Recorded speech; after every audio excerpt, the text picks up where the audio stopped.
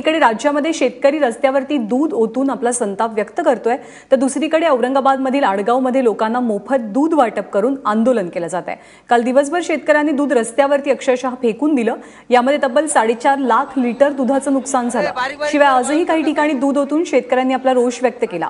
दूध वाया जाऊ नये म्हणून आडगावमध्ये शेतकऱ्यांनी चौकातच दूध तापवलं आणि लोकांना त्याचं वाटप केलं। दरम्यान जर सरकारनं शेतकऱ्यांच्या मागण्या मान्य केल्या नाहीत तर हे आंदोलन असंच सुरू राहील असा इशारा देखील शेतकऱ्यांच्या वतीने दिला गेला आहे। साधारणतः आज तरी 5000 लिटर दूध आम्ही तापून वाटलेलं आहे आणि असा उपक्रम आम्ही जोपर्यंत सरकार आमच्या मागण्या पूर्ण करत नाही तोपर्यंत आम्ही नियमितपणे करणार आहे। सकाळी 5000 आणि संध्याकाळी 5000 असे 10000 लिटर दूध उत्पादन साधारणतः आडगाव बुद्रुक येथून होतं। हे नुकसान सहन करण्याची शक्ती आहे आमच्यात, कारण की कंटिन्यू आम्ही 12 महिने आयुष्यभर नुकसान सहन करीत आलो।